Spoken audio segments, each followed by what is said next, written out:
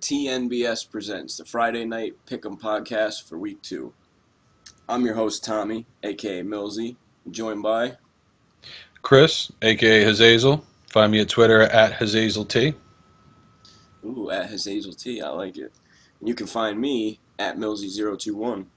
Tonight we're going to go game by game, break them down.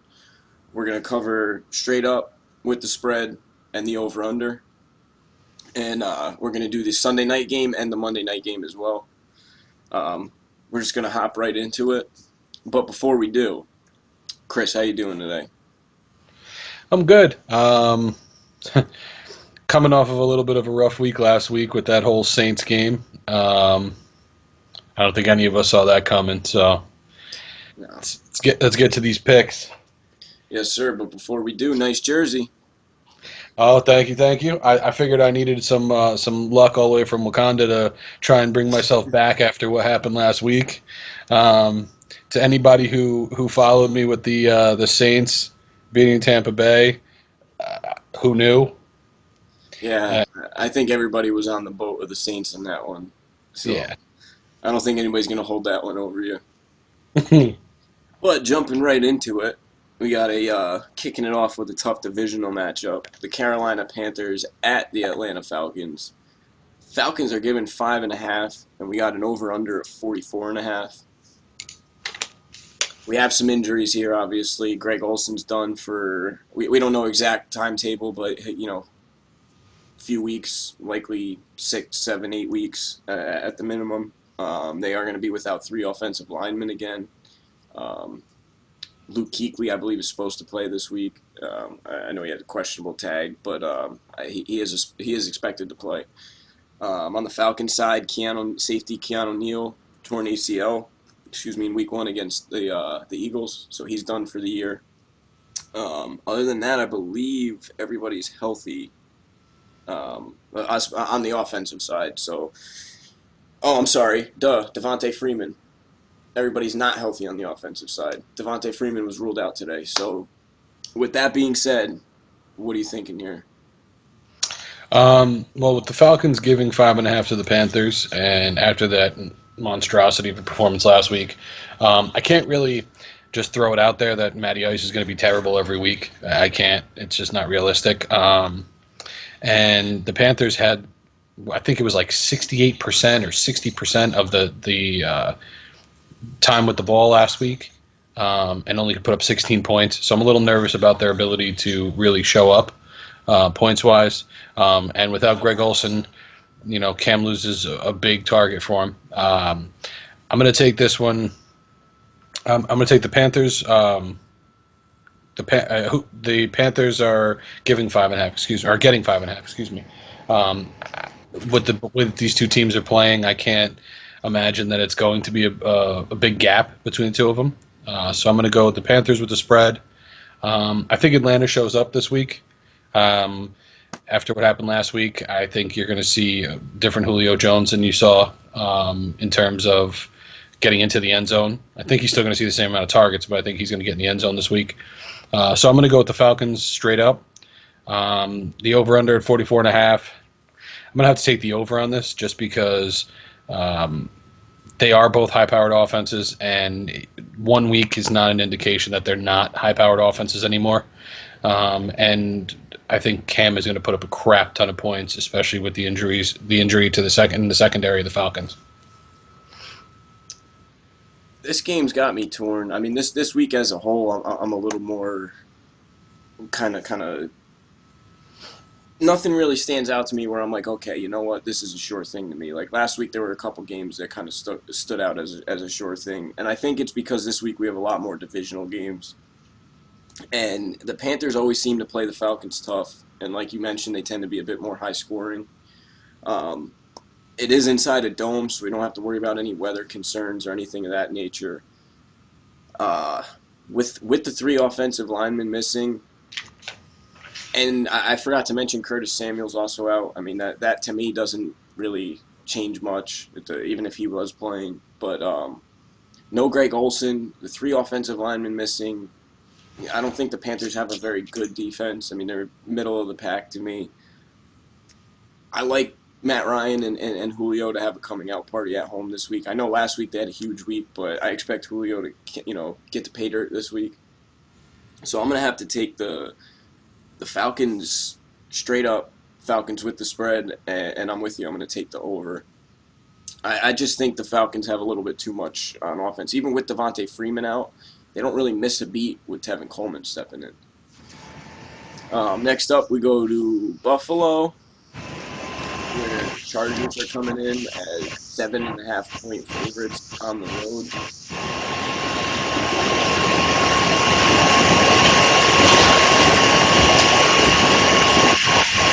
Over under 43. The over under 43. Yeah. So just remember too in this, the Chargers have some injuries. Joey Bosa and Craig Mager on the defensive end, and they're missing Joe Barksdale on the offensive tackle. So Chargers are a little banged up,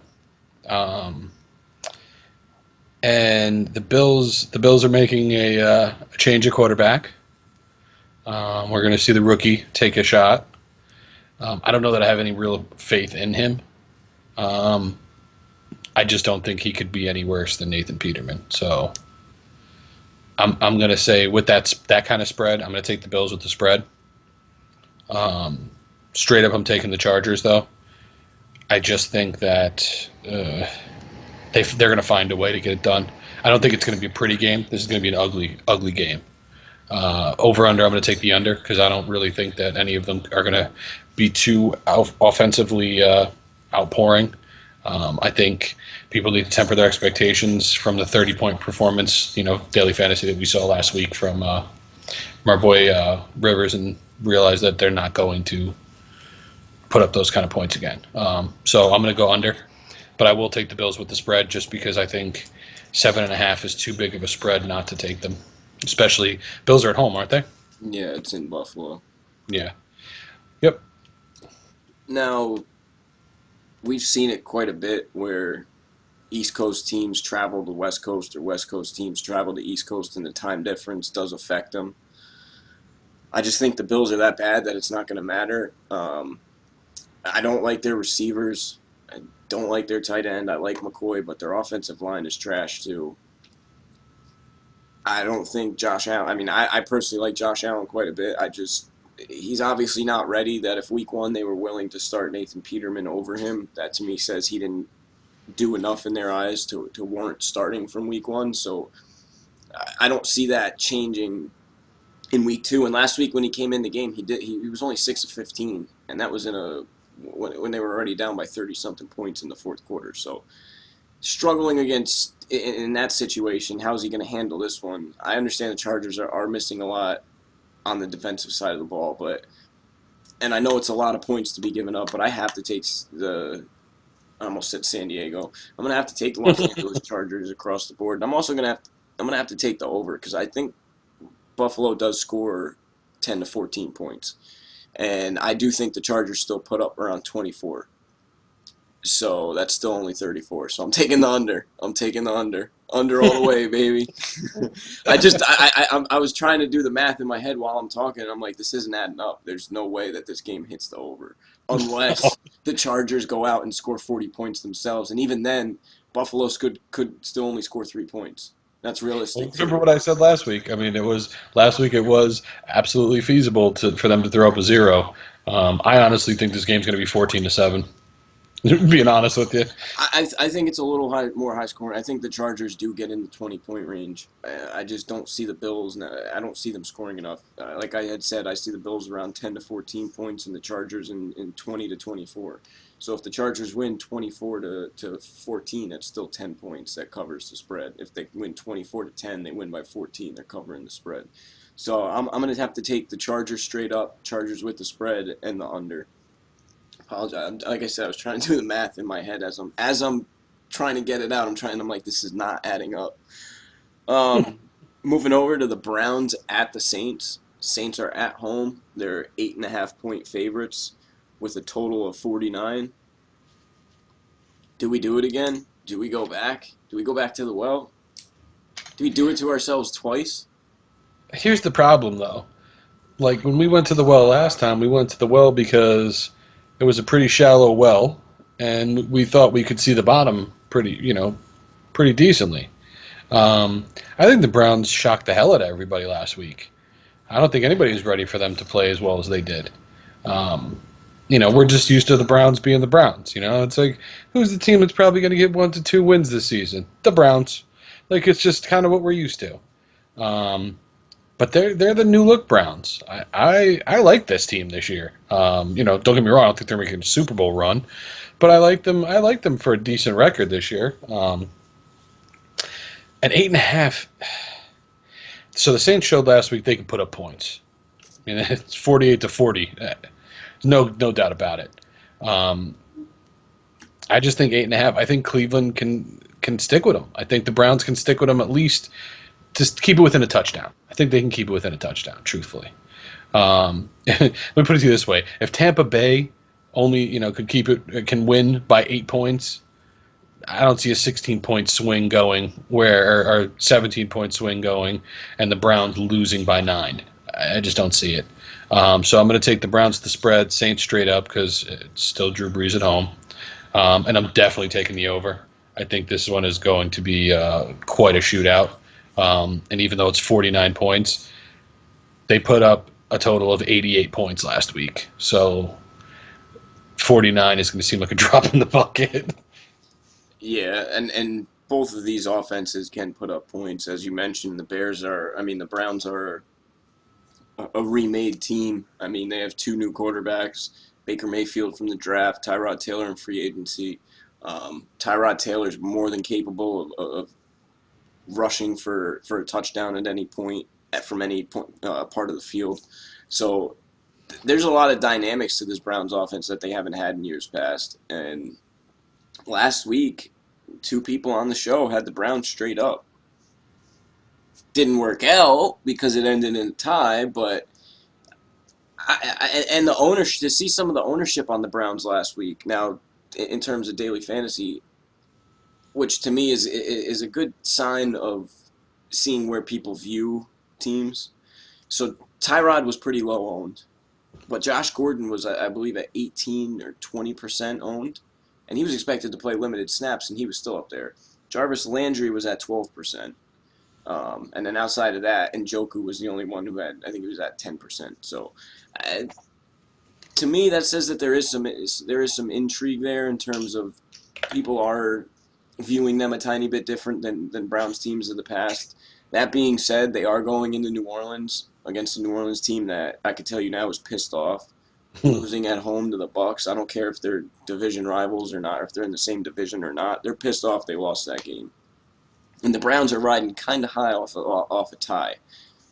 I, I'm torn on this one because I see the Saints winning by 10, but I also could see the Browns covering and losing by 7. I don't think the Browns win this game. I don't think they have a chance to win the game straight up.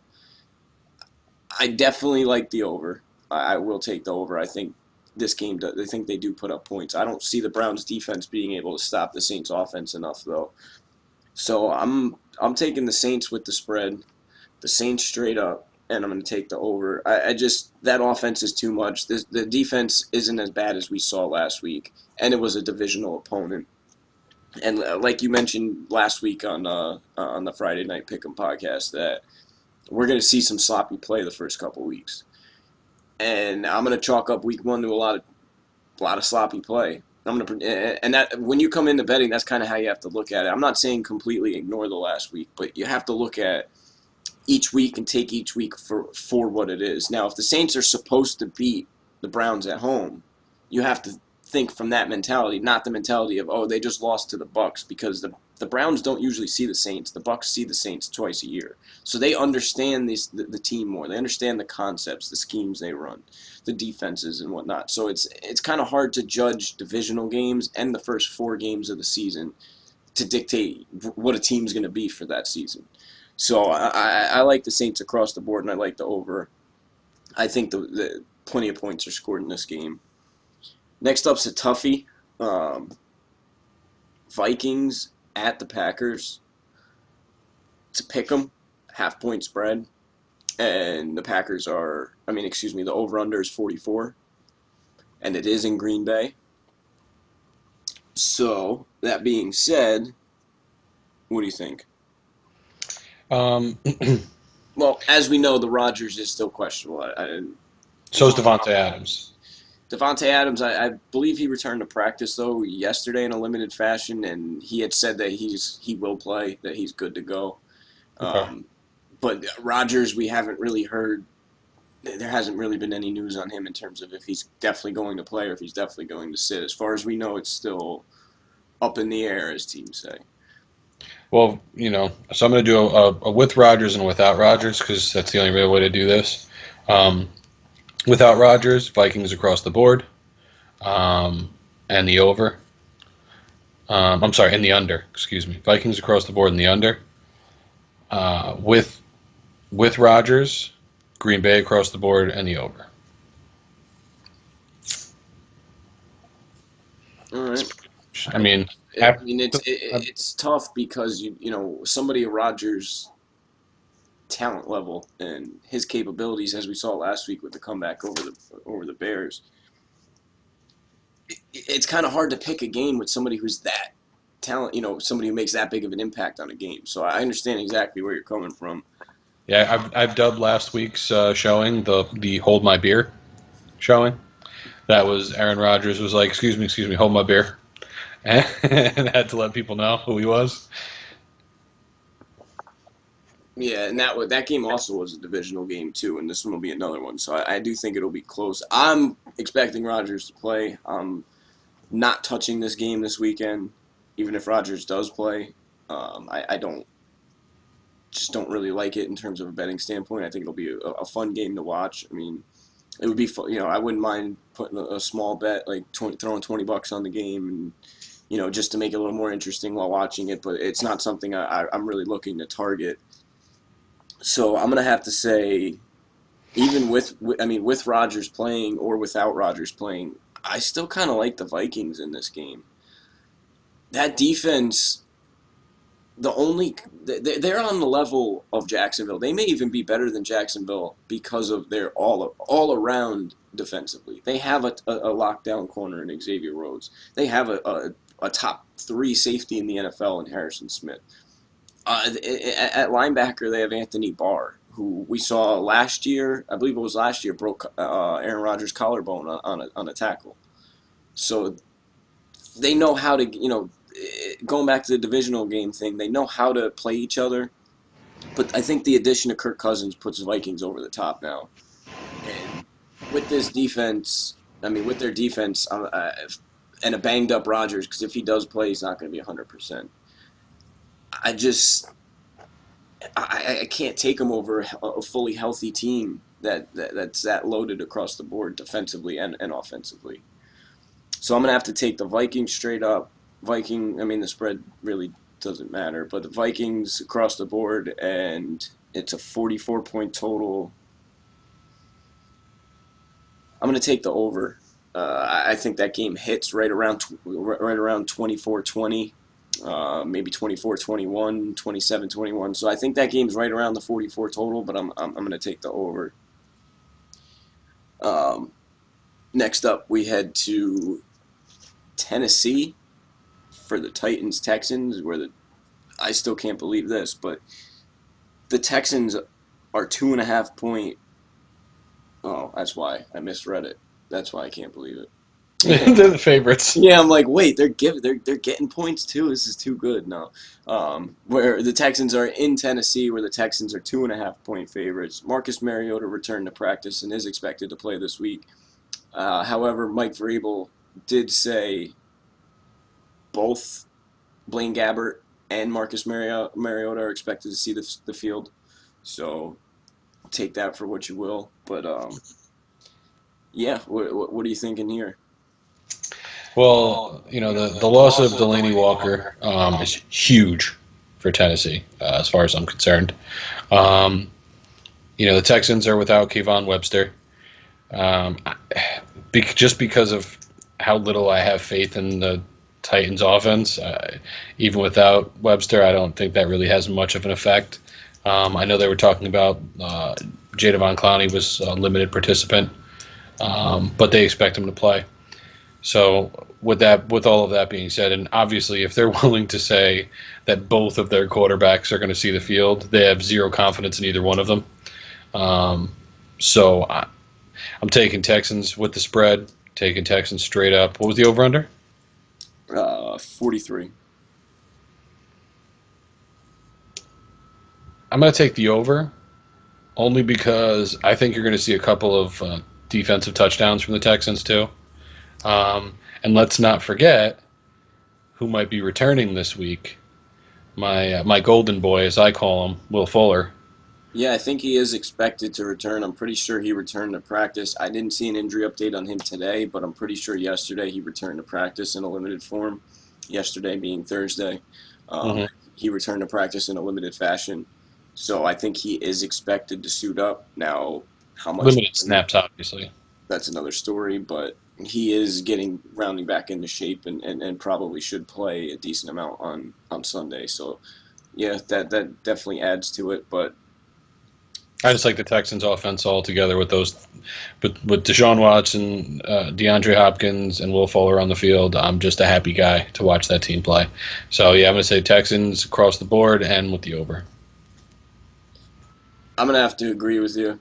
Don't like the Titans. I didn't like them last week when they played Miami. I just don't like Miami either. So, again, most of the time, games like that, I'm not going to be betting personally. So I can't give too much in terms of advice or whatnot, other than what I see on the field and from the teams. And the Titans are so.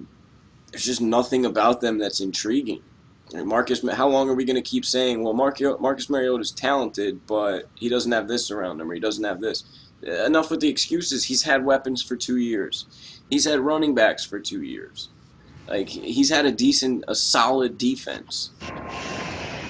And he's going out and costing his team games. So I think it happens again this week. I agree, Texans across the board. The only thing I do differ on is the over-under. I'm going to have to take the under. I don't think Tennessee scores enough. I think Tennessee puts up around 13 14 points this week, 13, 14 to 17 range. So I'm going to Texans across the board with the under. Next, we'll head to continue this tour to Washington, where we have the Indianapolis Colts coming into Washington. Washington is a 5.5-point favorite with a 48.5 total over/under. Take it away. This game. This is a game where I really feel like I can just throw a dart at a board and guess. This is a tough one for me because you still have Andrew Luck, you have T.Y. Hilton, but you can't overlook how good Alex Smith looked. How Adrian Peterson looked like a 24-year-old version of himself last week. I mean, do I think he's going to sustain that for the whole season? Absolutely not. Do I think we might see that for the first 4 or 5 games? It's a good possibility. I'm actually kicking myself right now because I started Joe Mixon over Adrian Peterson this week.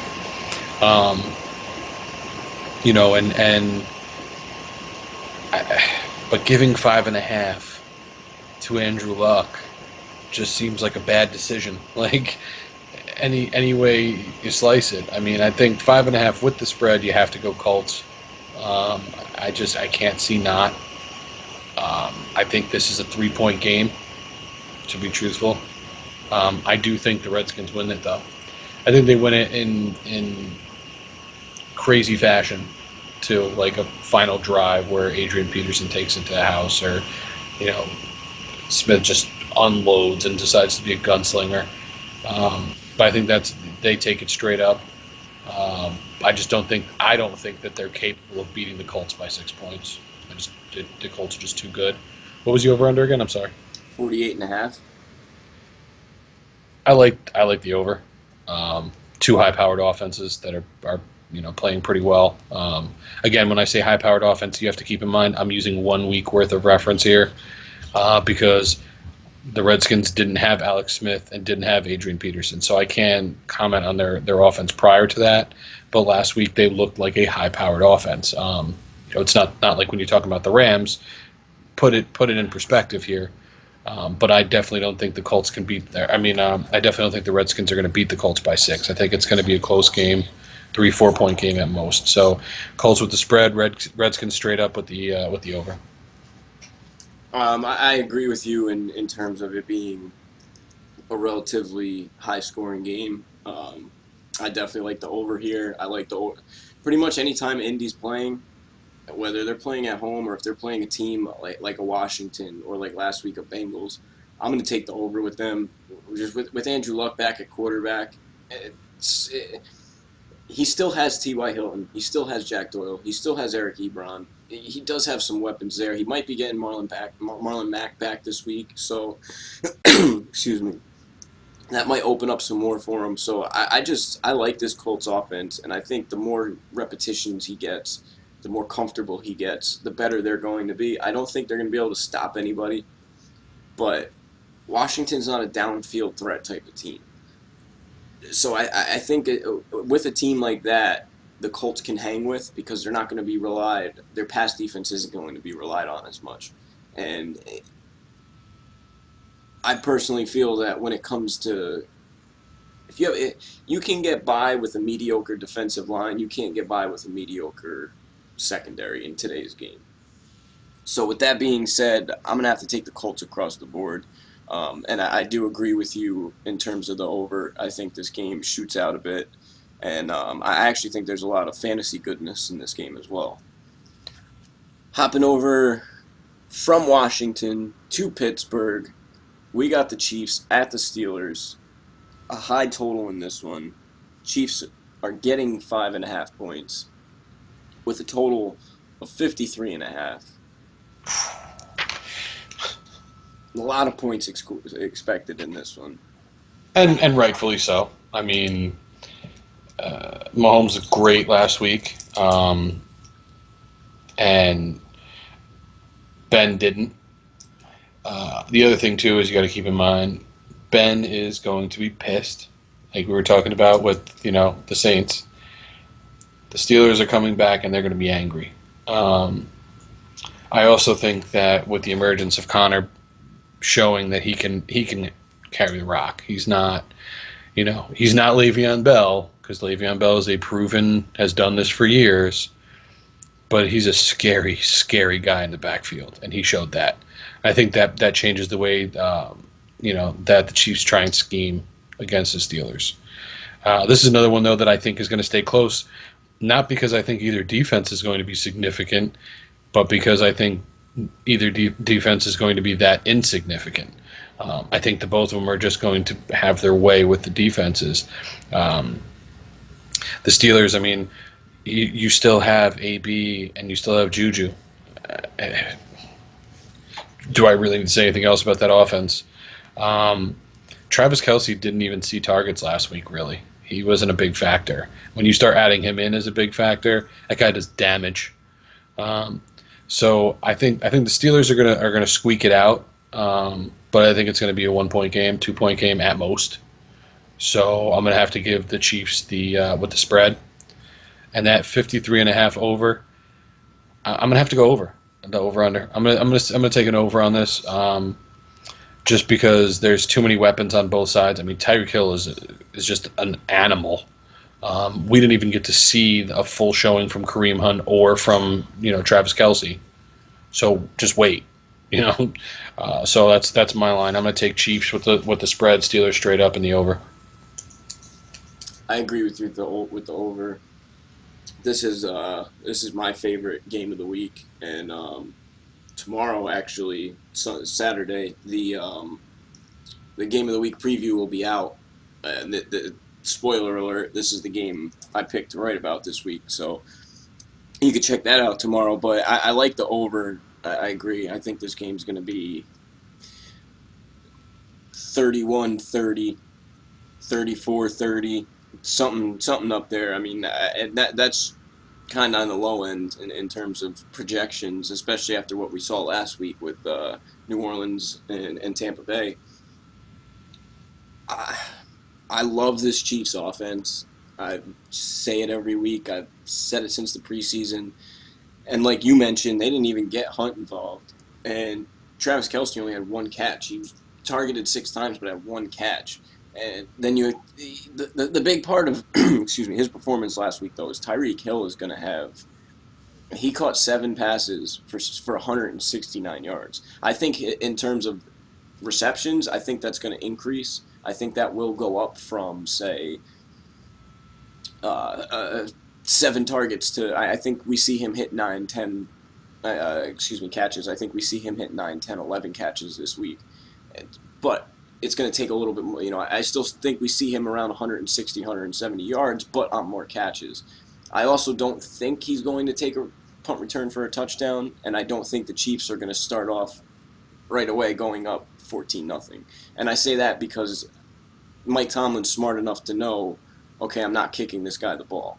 And he's kicking out of bounds. So I like Mike Tomlin a lot as a head coach, so I think he'll at least be smart enough to realize, okay, it's Tyreek Hill. We're not going to kick to him. So I don't expect a kickoff return touchdown like we had last week. And like I said, I don't expect the Chiefs to jump up to a 14-0 lead like they did last week and pretty much kind of coast throughout the game against the Chargers. Now, the Steelers do have a much better defense than the Chargers do. But I still this Chiefs offense is just too much to me, and until somebody shows that they can slow it down or stop it, I'm going to take the Chiefs with the spread. I'm going to take the Chiefs straight up. I think the Chiefs can pull off the upset here. I very easily see the Steelers winning at home, and picking against Big Ben and the Steelers at home is something I'm not very comfortable doing. But see, now I'm changing it. Chiefs with the spread, Steelers straight up, and I'm going to take the over. There's just too much on that Steelers offense and not enough on the Chiefs. That's my thought process, too. I could see this game, like you said, being a 3-point game and a game-winning field goal deciding it in the last second. So I'm going to have to take the Chiefs with the spread, Steelers straight up, and I agree, I'm going to have to take the over. Next up, go from Pittsburgh to New Jersey for the Dolphins at the Jets. The Jets are giving? Yeah, 2.5. How do I not see that on here? Oh, that's why. Okay. Yeah, Jets are favorite at home. 2.5 to the Dolphins. Dolphins coming off that game against Tennessee where we saw just ended on Monday. It was it was the longest game in history. It ran a full day. No, but it was a 7-hour long game. I don't think we're going to have those weather concerns in New York, so I don't think a delay is going to impact the game like it did last week. But Jets do have a rookie quarterback, so giving 2.5 with a 43-point total. What are you thinking? 43-point total, you said? Yeah. All right. Well, here's the thing. I'm a believer of Sam Darnold. I wasn't at first. I absolutely am now. And I think it was a very interesting and unique point that Bowles made when he was talking about him, and he said, "I was happy that he went out there and threw a pick at his first play." And when he started talking about that, I was like, "The hell? What kind of coach wants a pick six for the first play of the game?" Because it was pick six, wasn't it? Yeah. Get those jitters out.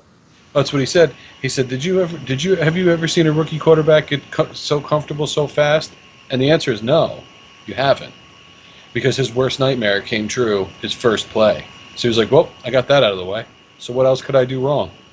And he just went in and played football. That defense looked great. Don't get me wrong, Matthew Stafford helped him a little bit last week. He looked atrocious. But I liked the way the defense played. They played together. They played well. There's really no significant injuries. Devontae Parker's back this week. Right? Because he's out. Was he out last week or he was hurt last week? Yeah, he was out last week. Yeah, that's what I thought. So Parker's back, which I like. Um, but I just don't. I have no faith in that Dolphins offense, especially against a Jets defense that looked pretty good last week with Matthew Stafford, who I think is a significantly better quarterback than anything the Dolphins can suit up.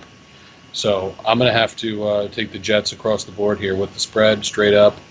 What was the over under again? I'm sorry. 43. Yeah, I'm going under.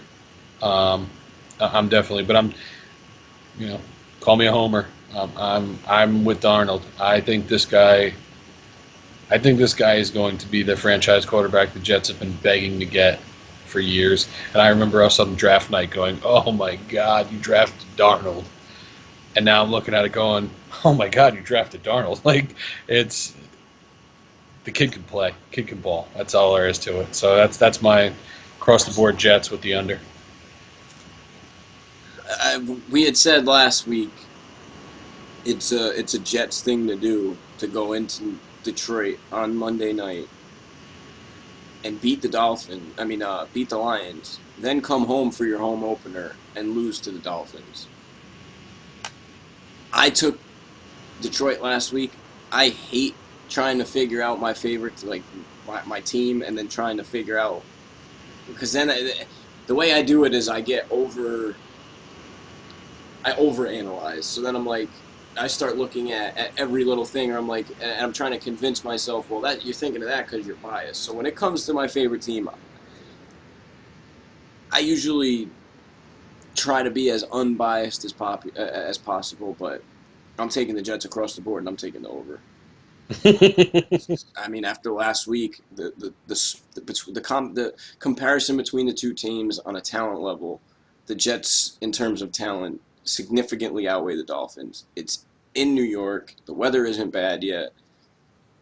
The Dolphins just don't have much that scares me. That says that the Jets can't handle. So I'm taking the Jets across the board, even though it's a Jets thing to go out and lose this week. I think we're gonna see a new Jets thing. I was just gonna say we've turned a corner, so I'm banking on that corner being turned. And I'm telling you what, with the way Enunwa looked with his connection with Darnold, I'm telling you, they're going to be a problem this year. Well, I sure hope so. I can't wait to see him play the Pats this year. Oh, I can't wait. Just because they played them hard even when they were atrocious. Yeah, my rookie quarterbacks do not do well against Bill Belichick. I know, the mad genius, but still. But anyway, I digress. Next up, we got the 2017 Super Bowl champions versus the Week 1 Super Bowl champions, Tampa Bay Buccaneers. Fitz magic. The Eagles are giving 3.5 points as road favorites. The Bucs and the Eagles total is 44. What do you think? Well, so they're still without Alshon Jeffrey this week, the Eagles, and they're without Darren Sproles. And we had actually talked about this prior to starting. How Darren Sproles being out is actually probably a positive for them, so they can stop with the getting cute crap and just hand Jay Ajayi the ball and Corey Clement the ball and let them run over this Bucs defense, and also slow it down a little bit. I also think that the Eagles' defense is significantly better than the Saints' defense. I also think the lightning doesn't strike the same place twice unless you're that poor guy in that one video that gets struck like 4 times. I don't. That's kind of what I felt like. Like watching Fitzpatrick score 5 touchdowns last week, I felt like every touchdown was me getting hit with a bolt of lightning. Like Raiden from Mortal Kombat was just standing on top of my house, pissed off, throwing him at me. Him and Zeus. So with the 3.5, I don't really care. That makes no difference to me. I'm taking Eagles across the board. They're a far superior team. What was the over-under? 44? 44. I'm still going to take the over. And the only reason I'm going to take the over is the Eagles are a high-powered offense. They have been since last year. Even with Foles under center, we saw that they are a very capable team. I think Foles gets a lot of the cobwebs out that he had in Week 1. and I think that he puts the Bucks where they belong, what New Orleans couldn't do last week. So I'm definitely going to have to take the Eagles across, and I'm going to take the over. I think the Eagles put up almost all the points needed for the over. I'm seeing 31 points plus for them. Yeah, I'm gonna keep this short and sweet because I don't trust the Bucks. The Bucks lost this past weekend. They lost cornerback Vernon Hargraves, last year's first round pick. Pretty sure he's done for the year. That's a significant that's a significant loss. I don't think it mattered if he played or not. Honestly, I think Zach Ertz has a big coming out party in this game for the season. I think Jay Ajayi runs all over this defense. I don't see Fitzpatrick, but I can't trust Nick Foles. I can't take all this Nick Foles love fest. There's a reason why he's been a backup. I understand what he did last season, and I understand he took the team to the Super Bowl. I also think that the Eagles' defense is a lot worse this year than it was last year. They lost Patrick Robinson. Patrick Robinson was a little more pivotal to that team last year than he gets credit for. And obviously, it's only been one game, and they played well. They got lit up by Julio Jones. Now, I know it's Julio Jones, but they got lit up. 10 for, what was it, 169? That's Yeah. And a rush for 11 yards. So, like, Yeah. Just for good measure, I think the Eagles are actually a bit overrated, and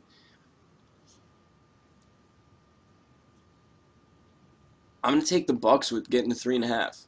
I think it ends up being a little closer. I do. I think it's going to be closer. I heard something during the game that Ryan Fitzpatrick always plays better. Like when he was first signed with the Jets, he signed that contract. He knew he didn't have anybody behind him.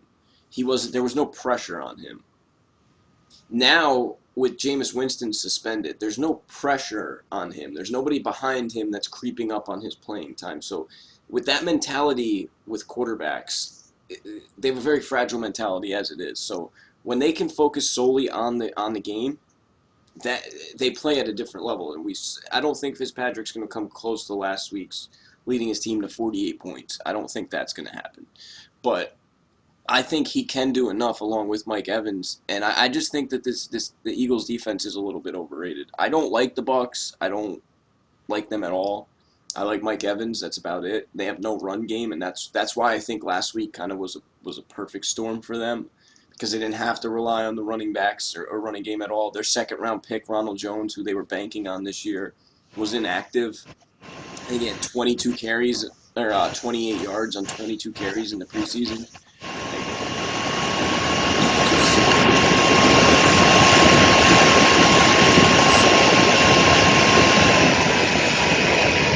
I'm gonna have to take the Bucks with the spread, the Eagles straight up, and I'm gonna have to agree and take the over. We will leave Tampa Bay and head to San Francisco, where the Lions head into San Fran. Lions are 5.5-point underdogs. The game's got a total of over under 49. What are you doing here? Well, see, this is a tough one for me. I know Matthew Stafford is better than what we saw last week. That's not Matthew Stafford. The problem with them is their backfield is such a mess. It scares me because they really don't have an effective run game when you've got 97 people to choose from. You're kind of looking at it going, well, who's what style and who's what? I mean, if you've got what do they have? I think they rostered 5 running backs. Do they have or 4? 4. 4, and all 4 of them could see the field. I mean, at any given time, except for maybe Amir Abdullah because he's basically like practice squad plus now. But I'm just not a big fan of their offense in terms of their backfield. I like Galladay came out and just absolutely went off. In terms of being, I can't say. Well, let me take that back. He didn't go off. He went off for him as a number 3 receiver to put up. What do you get? 41 yards on 3 or 4 receptions, but he's targeted like 8 times, I think. Kenny Galladay? Yeah. Kenny Galladay had 7 for 118. Oh, I'm sorry. I'm mixing him up with somebody else. Yeah, So Marvin Jones, I don't think did much, but Kenny Galladay had a big game. there was a number three on another team that was, oh, D.D. Westbrook. I'm an idiot. I'm mixing up his line with D.D. Westbrook because D.D. was another one that you weren't expecting to see that from. Yeah, Kenny Galladay. I love Galladay. And like I said to start the season, I am not a Jimmy G fan. I don't think he is the answer. I know we disagree with this wholeheartedly, but he's going to have to prove to me, just like Darnold had to prove to us in the beginning when we were mad that they drafted him. He's going to have to prove to me that he can hang as more than just Brady's fill-in when he needed him. Because you got to remember something else. People forget Belichick makes players. Don't get me wrong. Tom Brady is the greatest quarterback we will ever see probably step onto a field, hands down. But it doesn't hurt that he's got one of the most intelligent football minds coaching him. I think what we're seeing here is the New England effect, which is Jimmy G going to a non-Belichick run offense and looking like what Jimmy G was, a backup. Um, with getting 5.5, I got to go with the Lions with the spread. Um, just because they're at home, and after what I saw last week, none of, other than Galladay, Golden Tate, and Marvin Jones, neither one of them looked they were on the same page with Matthew Stafford. So I'm going to take the Niners straight up. What's the over-under? 49. 49. And I'm going under. Neither one of the offenses do it for me to think that anybody's. I mean, this could be a 14-10 game. I couldn't disagree more. I can't look at Jimmy G's last week against the Minnesota Vikings in Minnesota, where he lost his favorite target midway through the game, who's Marquise Goodwin, who's also out this week. Giving 5.5 points, I don't see that. I understand the Lions and how they came out in week one, but the Lions are, talent-wise, the Lions are a much, much, much better team than they showed on Monday night. They still have Darius Slay on the defensive side. Ziggy Ansah, I believe, is still questionable. I'm not sure if he was downgraded, but he was questionable, which would be a pretty big loss for them. But you got to look at the 49ers, and they're going to be down a starting wide receiver, the one who's most comfortable with Jimmy G. They're going to be down. They're already down a starting running back in Jerick McKinnon. I think the Lions are going to be pissed off and come out with a point to prove. I don't think the 49ers defense is capable of stopping them at all. So I'm taking the Lions across the board, and I'm taking the over as well. But now that we got the confirmation that Goodwin is out, if you do play DFS, Dante Pettis is expected to have a huge role, quote unquote huge. So. I mean, take that with what you will, but he did come in last week after Goodwin got hurt and caught a touchdown. So there's a pretty cheap option on a week without much value. Dante Pettis is a name to put down. We'll leave San Francisco and head over to Los Angeles, stay in the same state. And we have the Cardinals at the Rams. Big spread here. Rams are giving 12.5. Big-time home favorites with a 44.5 total over-under. I know the Cardinals let us down quite a bit last week as well. So what are you thinking here? Well, this is a perfect storm for the destruction of the Cardinals. I mean, they're coming off a week where they just looked absolutely terrible. They look like the Bad News Bears pre, the big epic turnaround in the movie. Spoilers, I've never seen it. Well, that's your fault. It's like 30 years old. Movie came out before I was born. Come on, bro. Jump on the game. You always got to say spoilers. Duh. Haven't you ever seen a video before? No, it's like in Titanic. People are still shocked the ship sinks. Anyway, spoiler alert. Spoiler alert. So, spoiler alert, the Rams are going to decimate the Cardinals. I was pretty confident in the Saints beating Tampa Bay by 10.5. You can triple that for my confidence in the Rams beating the Cardinals, just absolutely just So you think the destroying Rams are them. going to win by 30 something points? I it's not outside the realm of possibility. It breaks my heart because I own David Johnson in fantasy, but that offense just looks stalled. They just do not look like they're ready to go, and then you're going to put them up against the Rams defense. I mean, it, it couldn't. Fortunately for the Cardinals, I think their schedule gets a little easier after this because, holy crap! I mean, you want to talk about born under a bad sign? If the Cardinals didn't have bad luck, they'd have no luck at all.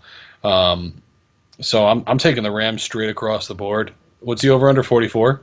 44 and a half, yeah. Yeah, I mean that's a joke. The Rams are going to put up 44.5 themselves. Um, they're just, the, to be honest with you, I'll make a bold prediction right now.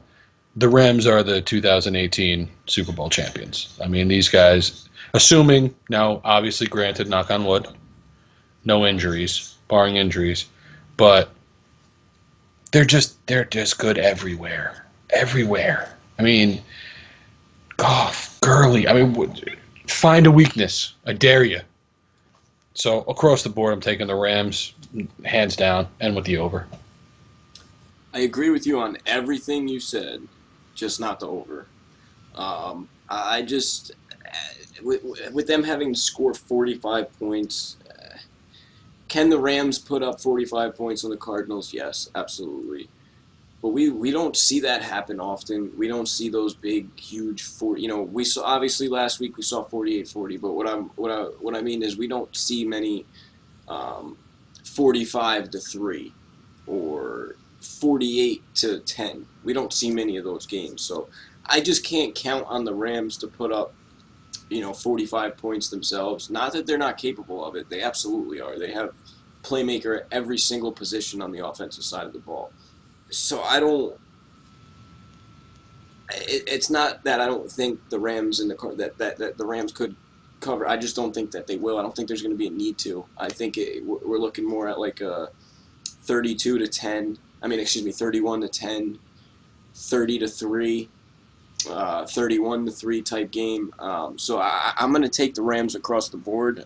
I definitely agree with you there. I just differ a bit on the over under. I just don't see the need for the Rams to have to put up 40 something points. I don't think they do, and I just can't see the Cardinals scoring enough in this game. Now, to do that, the only thing I will say that worries me about this is it is a divisional game. Divisional games always tend to be closer for some reason, and that reason is because they play each other twice a year. They get to know each other. They study each other more than they get to study any other team. Because most time, if you win your divisional games, that's 8 games right there. Or no, 6 games, excuse me. Can't play yourself. So that's 6 games right there towards your schedule. So 6 games, you go out and you win half of those. You're sitting at, you figure you're sitting at 3-3 with the division, which, okay, you still have a decent shot to go 9-7, but once you start talking about the 4-2 and the 5-1 in the division, which the Rams are more than capable of, but that's when you're starting to get to that's when you deal with the elite teams, obviously. So I'm gonna have to I am gonna stick with the Rams, but I just wanted to make that point about the divisional game that does worry me a tiny bit about this game with that high of a spread. But I'm still until the Rams show me otherwise, I'm rocking out with them every week. They're like New England to me. It doesn't matter who they're playing. It doesn't matter what the spread is. I'm taking them. Speaking of New England, before we get to them, we're going to travel. We're going to make a pit stop in Denver. So, we hop on that red eye in LA, take us to Denver, where we have the Raiders, another divisional game. Raiders at the Broncos. Broncos 5.5 point favorites with a 45.5 over under. What are we looking at? I love the Broncos in this look. I mean, Emmanuel Sanders had his coming out party last week. I think it's Demaryius Thomas's turn this week. I just think those two are just unbelievably good weapons together. backfield is a little jumbled right now, but I don't think it really makes a difference. And that defense, with the way Derek Carr played and looked last week, and Denver having a stout defense, I'm going to take the Broncos across the board. What's the over-under? You said 45? 45 and a half. 45 and a half. I'm gonna take the under on this. I just don't think there's enough prowess on the offensive side to get it done. The Broncos putting up 21-28. Yeah, I could see that. But the problem that you run into for the Raiders is as soon as you get that big gap, you take their best weapon out of the game, which is Marshawn Lynch. And don't get me wrong. I know Jalen's a great pass catching back. Derek Carr just looked really shaky to me. Coming off that injury, I don't know, he didn't look like himself. This is coming from a guy who drafted him. I was high on him all year. I couldn't wait to see what he was going to do this year, especially after what he did last year before he got hurt. But yeah, I'm going Broncos across the board. Even with the chance of it being a little bit more of a hard fought game, still going to take them in the under. I'm gonna have to agree until, and I agree 100% on Derek Carr. He looked very tentative last week, and Gruden pointed it out himself and said, and straight up called Derek Carr out and said, look, he missed wide open throws. Amari Cooper was open a couple times deep, and Carr just didn't throw him the ball. So he did look tentative.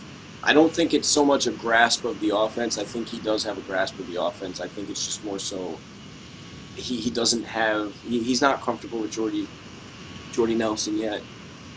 Amari Cooper had a case of the drops, so I think that's part of it too. I don't think he trusts Cooper. Cooper had a ton of bad drops last year for Carr, so that might linger in Carr's head that, okay, I did throw it to him when he was wide open. He dropped, he would drop the ball, or he's unreliable as a receiver. If he's not wide open, I'm looking at my next progression. That could be an issue as well. But I like David Carr to get it turned around a bit this week. I like the Raiders to be competitive. I don't like with the 45.5 point total. That I don't like. I'm definitely gonna take the under as well. I'm just kind of torn. I'm gonna take the Broncos straight up, and I'm gonna take the Raiders with the spread. That's just it's a lot of points to be given up in a divisional game, and John Gruden is a good football mind. And with him calling out Carr, it's going to go one of two ways. Carr's going to fall flat on his face again, or he's going to turn that into something. He's going to use that as motivation and turn himself around this week. And I don't think this game gets as out of hand as last week, so they're not going to be required to abandon the run as early as they did. Now the Broncos have the same caliber of defense as the Rams, if not better. So I think that's why I'm taking the under. I think it's going to be low scoring, and I think it's going to be a relatively close game. I do agree with you on Demaryius Thomas this week, though. I like Thomas quite a bit this week. So Raiders with the spread, Broncos straight up, and I'm taking the under as well. After the pit stop in Denver, we head to Jacksonville, where New England travels to the Jags as 2.5 point road favorites in a game with a 44.5 total. What are we doing? This is literally the epitome of an unstoppable force meets an immovable object. You have quite possibly the greatest offensive mind to ever be under center versus one of the biggest mouths in the secondary that we've probably seen since the likes of Richard Sherman when he was still relevant. The thing is, Chris Hogan is the number one.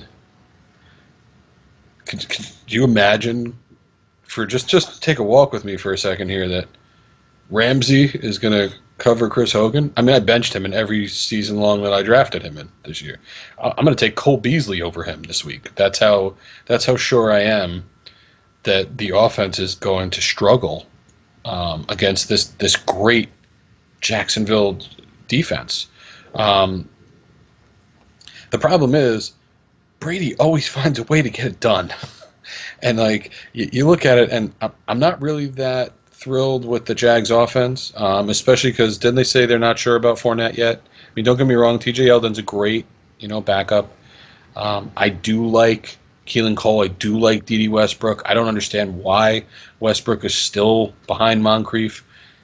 Whatever, okay. Um, it just makes it tough because I think they have a decent enough offense, but the Pats are a bend don't break defense. Mm. And if they're without Fournette, it's going to be hard for them in the red zone. It's going to be tough. Um, this is one that I'm going to let you know right now. I have absolutely zero faith in my pick, whatever pick I make. I just want people to know I have zero faith in whichever one of these ways I go. What's the over under? 42 and a half. Or 44 and a half. I keep doing that. 44 and a half. So the only thing I'm confident about is this will be an under. I do believe that wholeheartedly. I do, and if you're a fantasy guy, I'm loving White this week and Gronk because those are the only two weapons that Brady's really going to have that he's going to be able to get the ball to. I don't think Coleman is going to be ready to go this week yet, so he's not going to see the field, which means it's basically going to be the Hogan show if he wants to throw to a wide receiver, and well, we saw how well that went last week. So I'm going to have to take shit, man. This is a head scratcher. I'm going to go with my gut. I'm going to take the Pats across the board with the under. My gut just tells me it's Tom Brady and Bill Belichick. I mean, when all else fails, I default back to it's two of the greatest minds in football working together. They'll figure out how to make. And honestly, for all the crap that Ramsey talked, he got embarrassed by Odell Beckham last week. I mean, handedly embarrassed. If it wasn't for the coaching being so atrocious in that game, he would have looked even worse. I mean, I honestly think that they should have covered up that whole article they wrote for Ramsey with just a big picture of Odell Beckham to let him know he's really not as elite as he thinks he is. So, don't get me wrong, he's elite.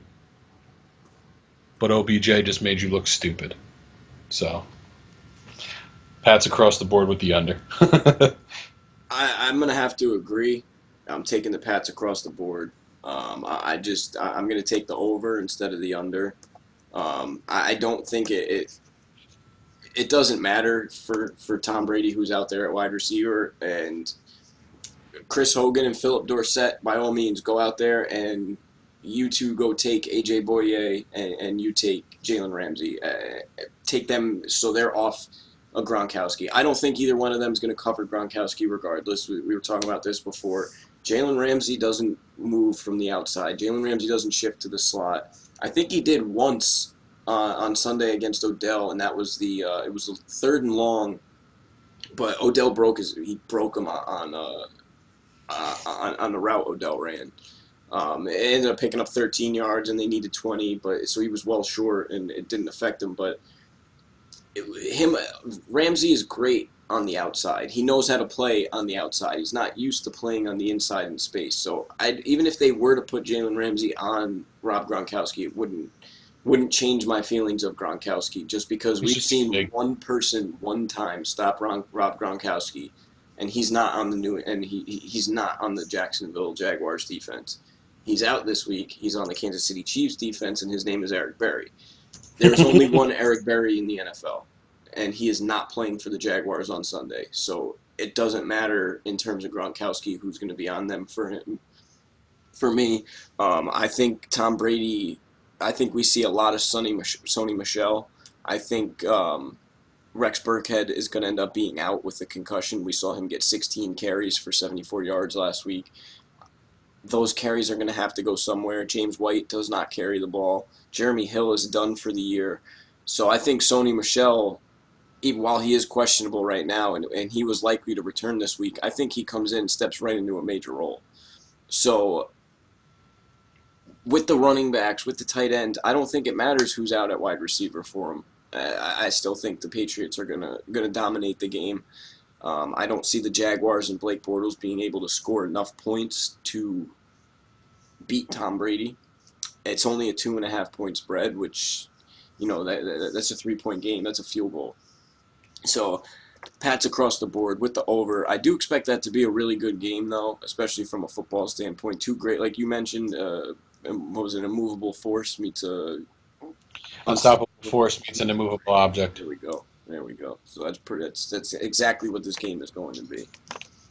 We'll leave Jacksonville, and for whatever reason, we're leaving Jacksonville to head to Dallas.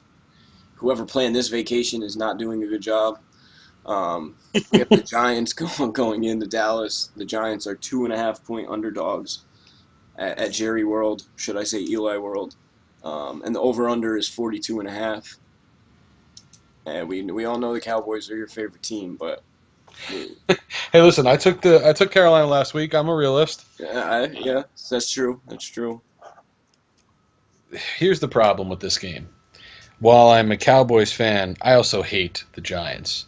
Um, it's usually because of people like you who call it Eli World or the house that Eli built and yada yada yada. It's because it Um, is. I hate Eli Manning. I think Eli Manning has been one of the most overrated quarterbacks. I don't care what anybody says. Um, I think his defenses have carried him. Yeah, his defenses have carried him. It makes no difference to me. Um, he's his brother. The big games, his defense has to carry him, just like when Peyton was on Denver. And had the worst QBR in freaking Super Bowl history. That was a bad game. But anyway, needless to say, I digress. I like Odell. He is, and even though I hate the Giants, I will always and always have been. You can vouch for it because I've done it. I always respected Odell Beckham. When they had Victor Cruz, I respected him too. I love Sterling Shepard. I think he's like one of the most underrated wide receivers out there. Nobody talks about him. This guy's got great hands, runs amazing routes, and Evan Ingram is the unsung hero of that offense because when all else fails, Eli checks down to his tight ends. He loves his tight ends, and I haven't even gotten to Barkley yet. I mean, their offense is great. Their coaching is atrocious, though. What happened to them last week was a sin. I'm hoping that they'll learn from that mistake and not look as terrible, as they did. Go to the well with what works, and instead they just kept changing up the game script for whatever reason.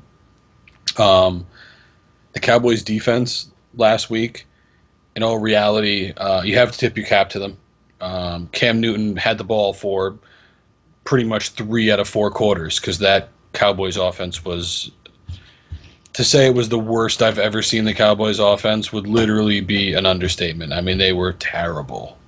So the Cowboys, their offense, until I see something from their offense, I have trouble trusting them.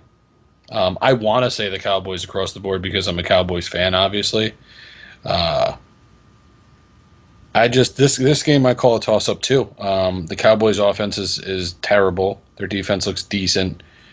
The Giants offense is still there. Olivier Vernon is out, which bodes well for Dak because Vernon is a scary, scary man off the edge. But I still think their defense is there. So unfortunately, it's with a heavy heart that I have to say I probably give it to the Giants across the board. Um, I hope these bastards prove me wrong, please, for the love. But using my football mind, I have to say the Giants just based on the matchup.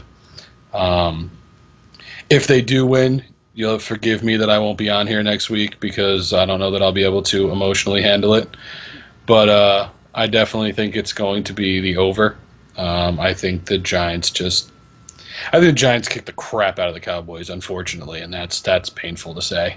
I think the coaching learns their lesson from last week, and they just beat them. I don't think Byron Jones or Chidobe Awuzie can contain. I mean, Jalen Ramsey couldn't contain OBJ.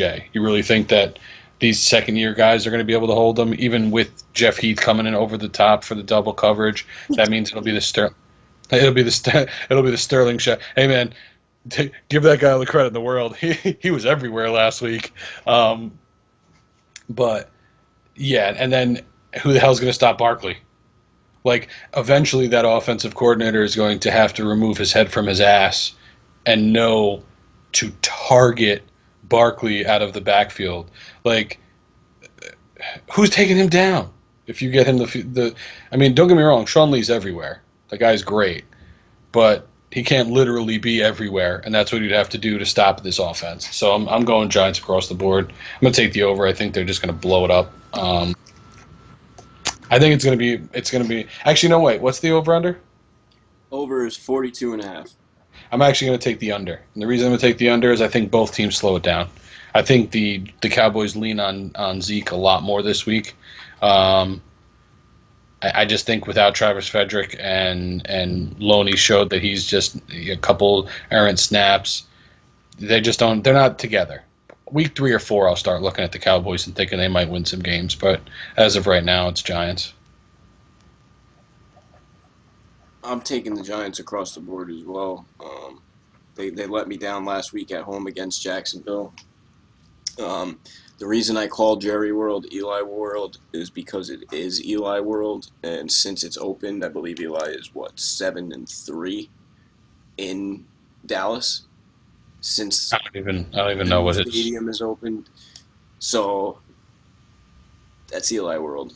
The Giants tend to lose to the Cowboys at home and vice versa. So with the game being in Dallas, I'm going to try to follow the trend. The Giants have a much better team than they've had in years past as well. I've been saying it since the preseason. I just don't see how the Cowboys are going to score points. I understand Ezekiel Elliott and I understand Dak Prescott, but who is Dak going to throw the ball to? Unless you plan on giving Ezekiel Elliott the ball 60 times a game, or say 50 times, and then Cole Beasley gets 10 a game. Like what? It just you're throwing a Deontay Thompson.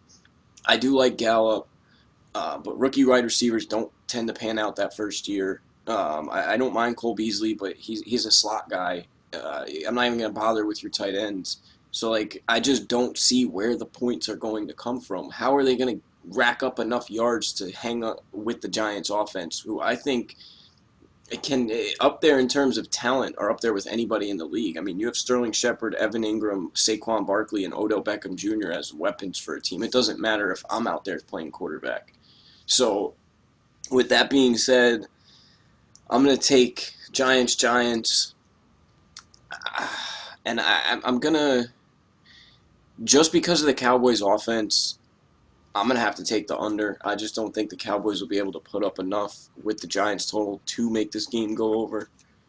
Um, and somehow, again, this trip coordinator needs to be fired because now we're going from Dallas to Chicago, ending this journey in Chicago with the Seahawks at the Bears. Bears are 3.5 point favorites with a 43 over under. Doug All right, Baldwin is out for the he is. Seahawks. Okay, he is. Okay. Officially out this week. Um, I don't understand this, truthfully. I mean, I get that the Seahawks are a shell of what they once were.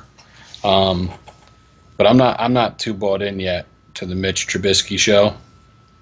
I don't particularly care for him. I do like Howard. I do think that he's a quality running back. I think they have decent weapons. Um, the problem I have here though is, can Seattle do enough to beat Chicago? And not in the sense that I think like Chicago's going to be just going off craziness and have to beat them, but Chicago could realistically put up 14 points and win. They could put up 10 points and win. I have very little faith in that Seahawks offense this year. Um, so honestly, I'm going to make a bold move on this one. I'm going to go Bears in the under. I wouldn't say that's too bold because I'm going Bears under. Uh, no Doug Baldwin. I don't trust Tyler Lockett as number one receiver. I do like Brandon Marshall, but the Bears last year, the Bears defense wasn't their issue. They ranked near the top in all defensive categories. Their issue was their offense. They couldn't move the ball. This year they have Jordan Howard. They have Taylor Gabriel, who they targeted, I think it was 7 times and had 5 catches. Um, they added Allen Robinson. They added Anthony Miller in the draft. I'm not sold on Mitch Trubisky yet either, and they're talking. He's talking about how he needs to go back to fundamentals. No, you need to do the exact opposite. You need to go from fundamentals to being more freestyle. You need to use your legs more. That's a strength of his is being able to take off and run and scramble out of the pocket to throw on the run and get open. And he needs to do more of that. He needs to cause more havoc for the defenses. He needs them to focus on as many things as possible because right now they can focus solely on him throwing the ball and he's unsuccessful at it. So I just can't trust this Seahawks team. The defense is nothing compared to what it was. Even though Earl Thomas was one of the best defensive players last week, that's one player out of 11. So I'm going to have to take the Bears across the board and the under. I just don't see enough points scored by either of these offenses to even touch 43. So I'm going to have to take the Bears. I'm not that extra half a point does worry me. I would rather this be a 2.5 point spread as opposed to a 3.5, but I do understand it with Baldwin being out. So another note, what is it? Shaquille Griffin is Shaquille Griffin's the corner, right? Mm-hmm. He's banged up and is questionable as well. So that kind of raises some more red flags for me. Shaquem Griffin is an excellent story. And as I said, not all heroes wear capes, some wear jerseys. Um, he is only a rookie playing in his second game, but he struggled severely in week 1 against the Broncos. So bad that the Seahawks went out and signed Michael Kendricks because KJ Wright is sidelined, who's also out again this week. Um, and KJ Wright sidelined, so Shaquem Griffin stepped into his role and was so bad they had to go and sign a guy who's pending something like 10 to 15 years in federal prison for insider trading.